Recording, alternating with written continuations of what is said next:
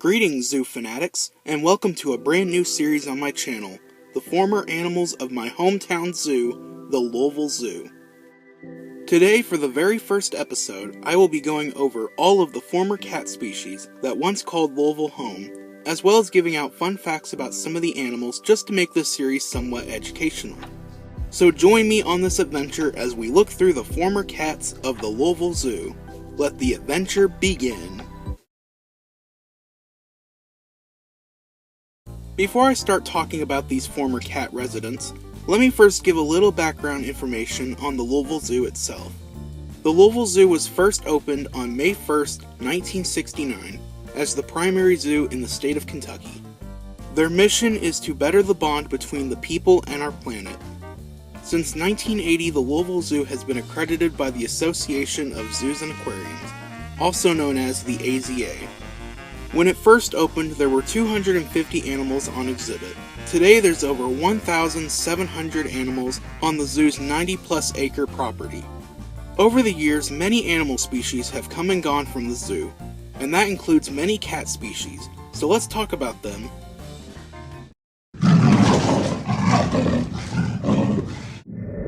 The first former cat the Louisville Zoo once exhibited was a leopard. Yep, just a standard leopard, found in hot, dense tropical rainforests of South and Southeast Asia. Unfortunately, this is the one cat in the video I know the least about, and there was barely any information that I could find online. What I do know is that leopards were present at the zoo's opening in 1969, but I don't know what exhibit zone they were located in. I also don't know what kind of leopard species were present. One newspaper article refers to them as Chinese leopards, but that term refers to any subspecies of leopard, either the Indian leopard, Amur leopard, or the Indo-Chinese leopard. Which one is it, darn it? Here's a fun fact. Leopards primarily hunt at night, and they can see in the dark 7 times better than a human can. So if you're ever outside in the dark with a leopard, watch out. Anyway, back to the zoo. Since there was barely any info on the leopards, it's unclear when they were phased out, but I did find an article from 1972 mentioning them, so it was probably sometime after that. However, we're not done with leopards just yet.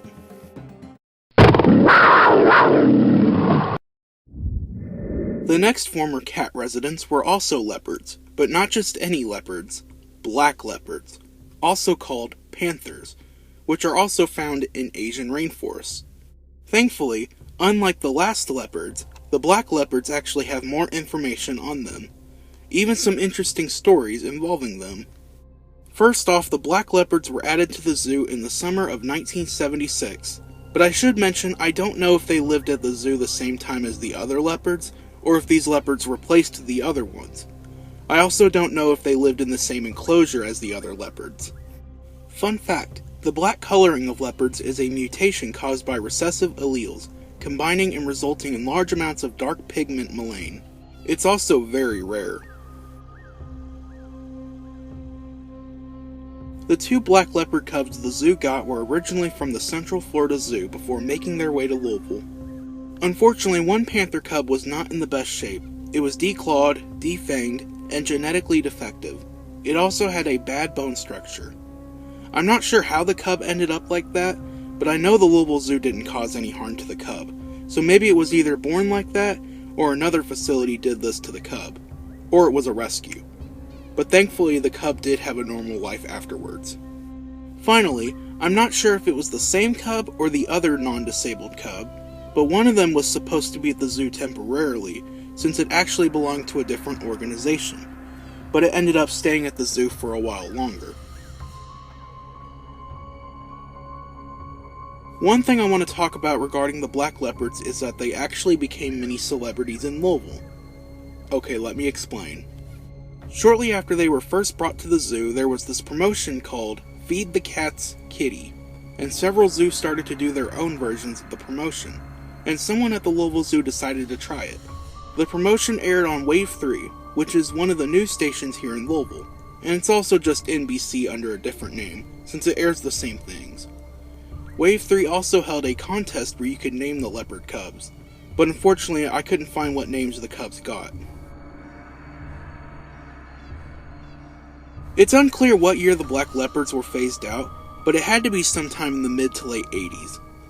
I did find an article from 1982 where you could quote-unquote adopt a different black leopard cub at the zoo that they just recently got. Now when I say adopt, I don't mean adopt like as a pet. You see, zoos do this thing where you can quote-unquote adopt an animal, but really you just donate money, and that money goes towards the care of the particular animals you're adopting. It's basically like donating to charity, but for zoo animals. But going back to the black leopards, I don't know when they were phased out, but it had to be before the early 90s, since that's when another leopard subspecies arrived at the zoo, one that is still there to this day, the snow leopards. And to end this chapter, here's a 1-second clip of a black leopard at the Louisville Zoo from 1979 I found online.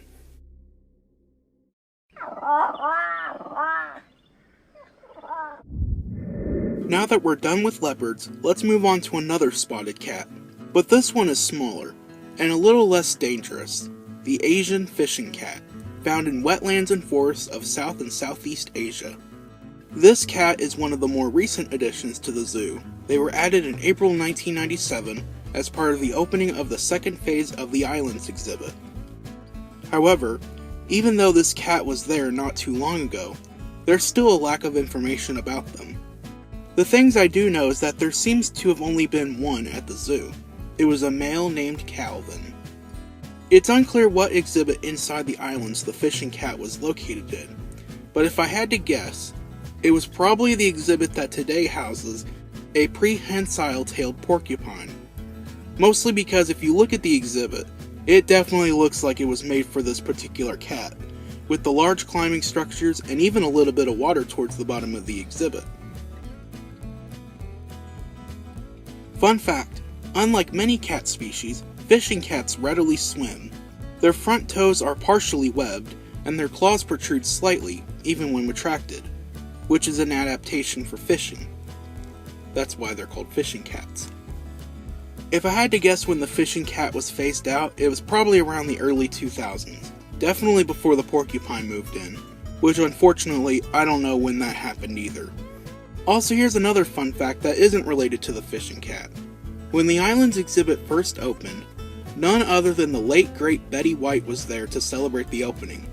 She took a particular interest in the bats.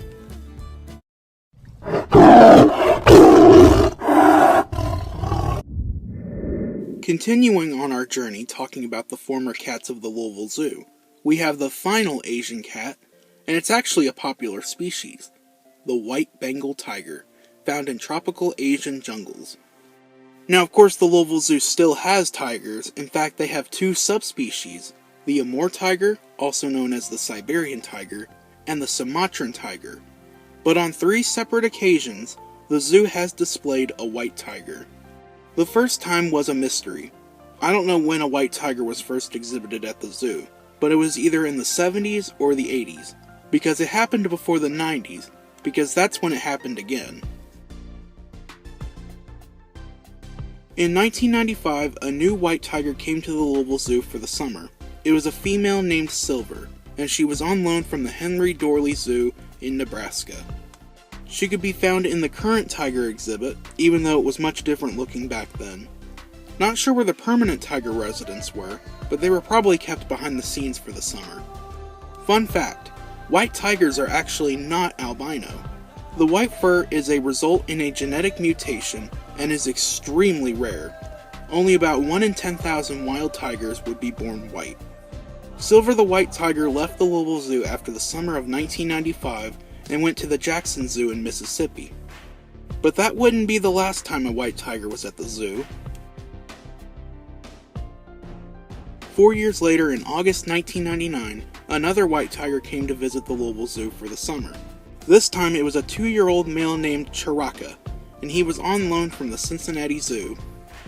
Just like the previous tigers, he was displayed in the same tiger enclosure. He left in the fall of 1999, where he went back to Cincinnati, and ever since then, the Louisville Zoo has only exhibited Amur tigers in the tiger taiga habitat. Fun fact, this doesn't have anything to do with the zoo, but it's still related. The Cincinnati Bengals are debuting alternative white tiger helmets this year, so that's pretty cool.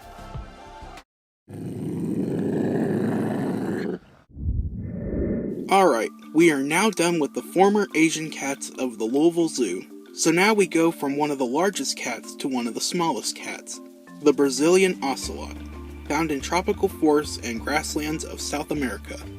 This species is actually the most recent cat to be retired from the zoo.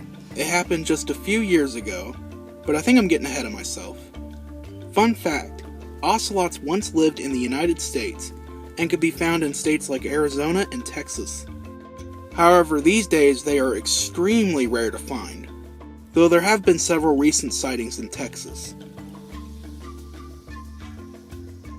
In June 2007, 2 ocelots were brought to the Louisville Zoo. Both had come from the Greenville Zoo in South Carolina. One was a 13-year-old male named Itrapua, and the other was a 5-year-old female named Miguela. They were exhibited in the Cats of the Americas section of the zoo, replacing the elderly Canadian lynxes that were previously there. The 2 ocelots were brought to the zoo specifically for breeding purposes, as requested by the AZA, especially since ocelots are an endangered species. This surprisingly worked, as just a few months later in November 2007, a baby ocelot was born at the zoo, a male named El Conquistador, or translates to the Conqueror. Yeah, that's the name they chose, don't ask me why. Over time, the ocelots became very beloved by zoo visitors and staff. They were actually my sister's favorite animal when we visited the zoo. Sadly, their time in Louisville was cut short, as after only 8 years in early 2016, the ocelots were phased out and replaced by the original exhibit residents, newly rescued Canadian lynxes, who are still there to this day. Honestly, I do miss the ocelots, especially since they are one of the few former animals I actually got to see myself in person. Maybe one day they might come back, but for now I'm still happy with the lynxes. Oh, by the way, last month the Canadian lynxes at the zoo had kittens, and they're super adorable, and they're now on exhibit so you can go see them right now.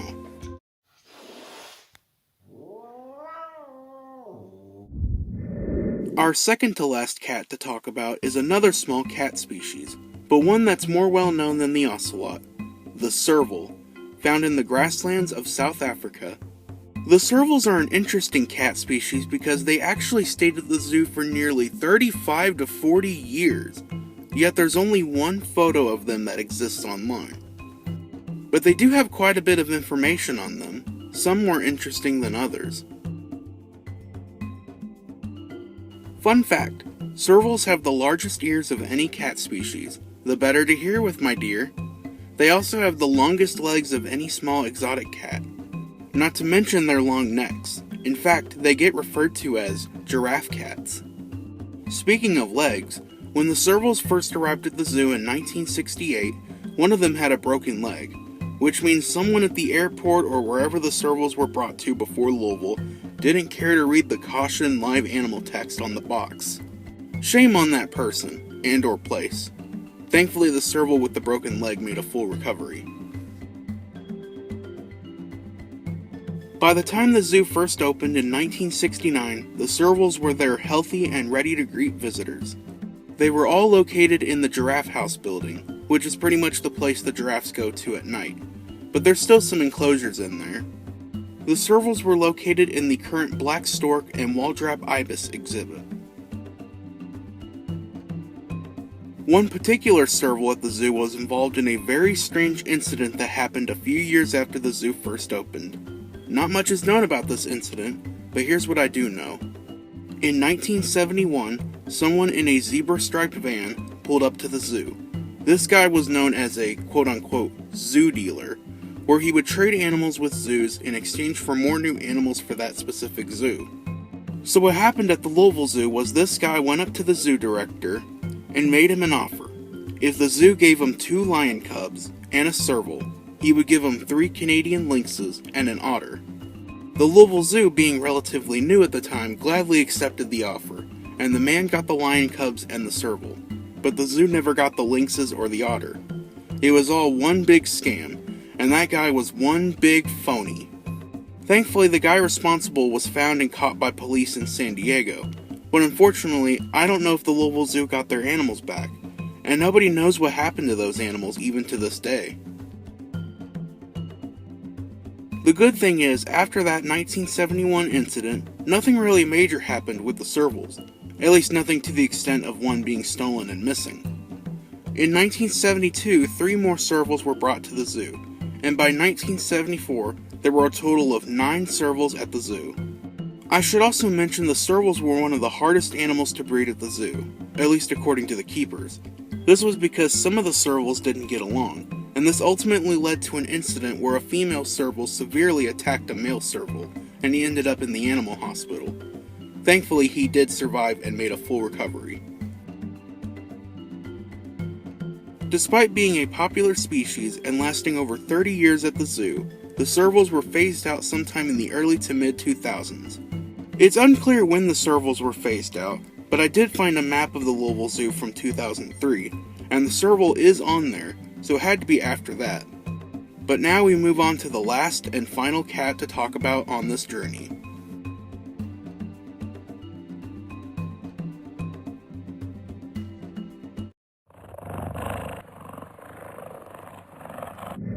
Alright, I saved the best of the former cats for last. The world's fastest land animal, the cheetah, found in the eastern and southern ranges of Africa, just south of the Sahara Desert. Out of all the cats I talked about in this video, the cheetahs are probably my favorite, and I'm still so sad I wasn't born earlier so I could see them. Similar to the servals, the cheetahs were exhibited at the Louisville Zoo for over 30 years, yet not much info exists on them, but we do have a picture of one of them being walked. Fun fact, so we know cheetahs are fast, but did you know that they are this fast?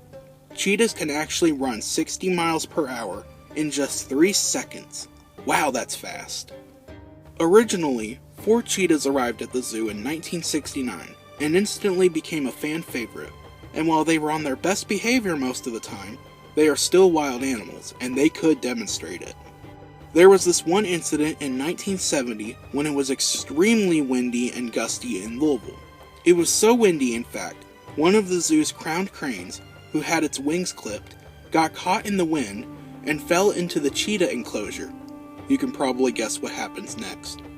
The cheetahs killed and destroyed that poor bird like it was Thanksgiving. I'm not sure if any visitors were there, but wow, if there was, that would be quite a sight to see. Over the next few decades, the cheetahs didn't do anything too major. They just did normal cheetah things and acted the same as any other zoo animal. By 1999, the zoo only had 2 cheetahs, named Gordon and Moja. But little did anyone know that these 2 cheetahs would be the last cheetahs in Louisville, as in the following year, 2000, the cheetahs were phased out, and their exhibit was demolished to make way for a new award-winning exhibit. None other than Gorilla Forest.